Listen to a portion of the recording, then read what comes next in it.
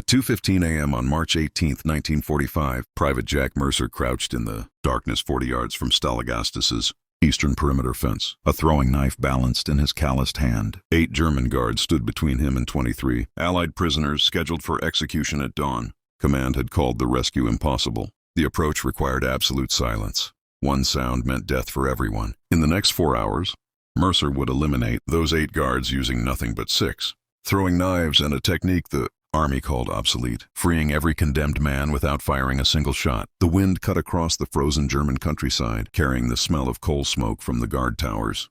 Mercer's breath formed small clouds in the march, cold as he studied the guard rotation pattern he had memorized. The nearest sentry stood 38 yards away, rifle slung over his shoulder, stamping his feet against the cold. Behind him, 7 more guards maintained their posts around the isolation barracks, where the condemned prisoners waited. Mercer shifted his weight, feeling the 3 extra knives strapped to his thigh. His fingers traced the familiar balance, point of the blade, skill learned not in basic training but in Chicago's Union stockyards, where he'd spent 5 years throwing knives into wooden targets during lunch breaks. The Army had laughed when he asked to bring throwing knives into combat. They laughed less when he sank 6 blades into targets at 50 feet during training. Now those knives represented the only chance those 23 men had of seeing another sunrise. Jack Mercer grew up in Chicago's Packingtown district, where the stench of the stockyards drifted through apartment windows and men measured their lives in shifts on the killing floors. His father had worked the cattle pens for 30 years before a Goring put him on permanent disability. Jack started at Swift Company at 16, learning to handle a knife before most boys learned to shave. The meatpacking plants taught precision. Every cut had to be exact. Waste meant money lost. Speed meant quotas met. During 15-minute lunch breaks, workers would throw knives at wooden posts for money. Jack learned to read distance, account for wind, and adjust for a knife's spin. He was 23 when Pearl Harbor happened. The draft notice came 3 weeks later. At Fort Benning, his knife skill became entertainment for the platoon. The sergeant watched once and shook his head. "Mercer, we got rifles for killing Germans. Save the circus act for USO shows." Jack kept practicing. His platoon called him Blade and placed bets on his accuracy. The 69th Infantry shipped to Europe in November 1944 and pushed through France into Germany as winter settled across the Rhineland.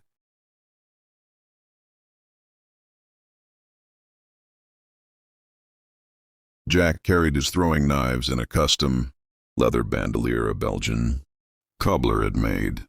6 knives, each a foot long, weighted and balanced for his style.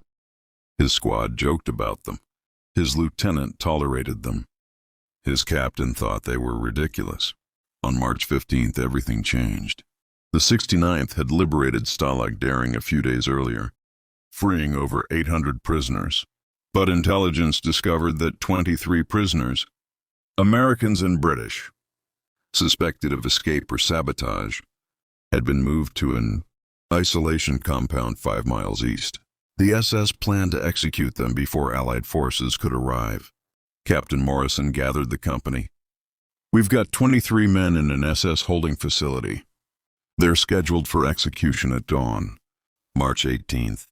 The compound is small, 1 barracks, 8 guards, surrounded by open farmland.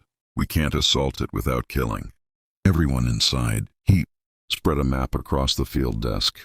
"We need someone who can get in silent, neutralize the guards without gunfire, and extract those prisoners before the SS realizes what's happening."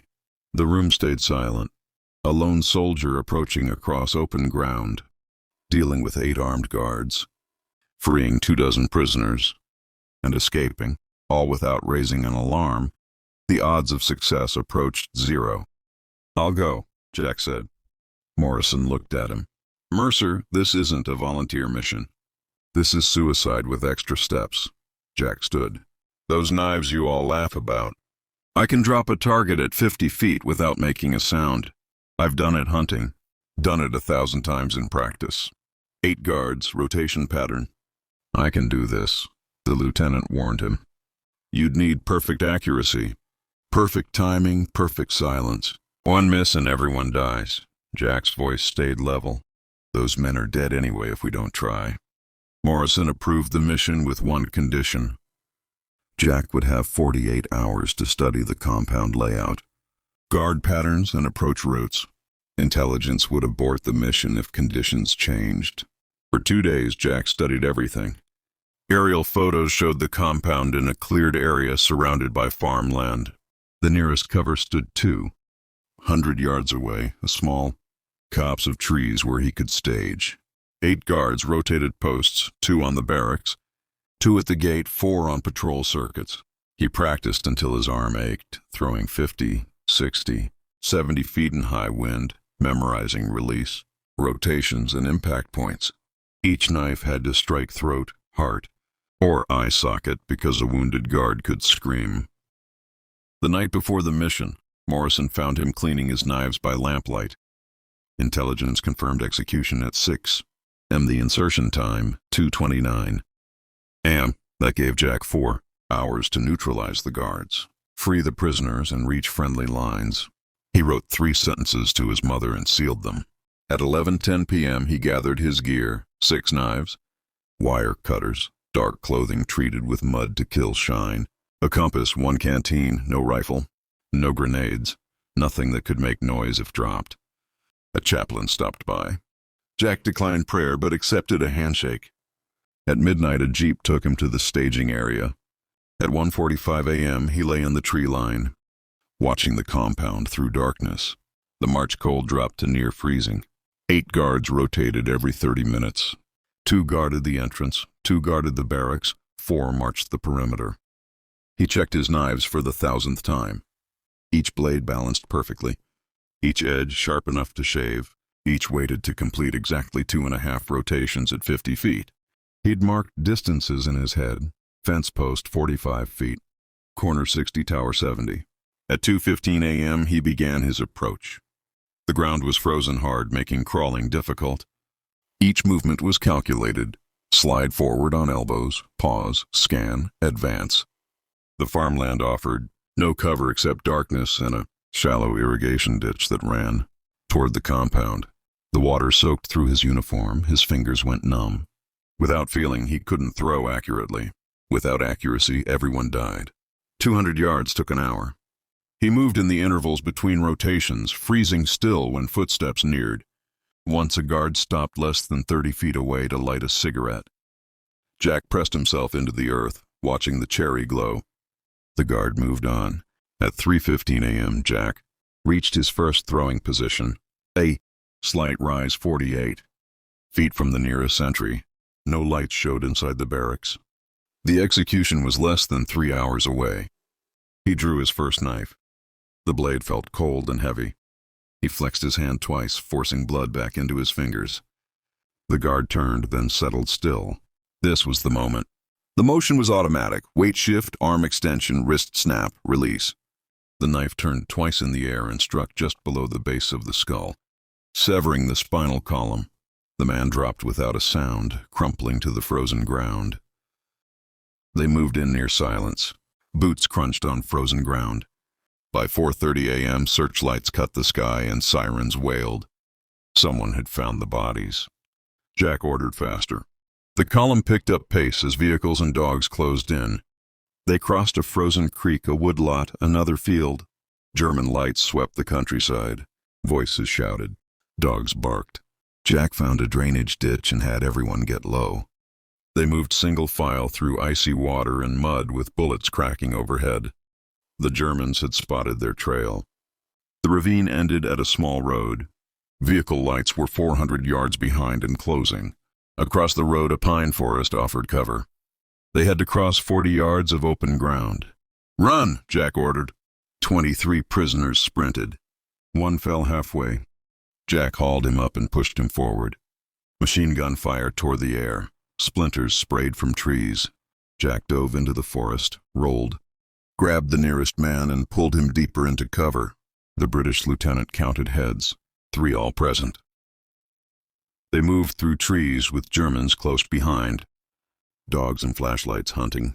At 5:15 a.m. they reached a river that separated German territory from American advance positions.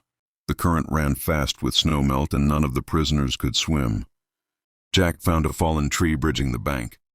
The British lieutenant balanced across first and helped the next man. One by one, the prisoners crossed.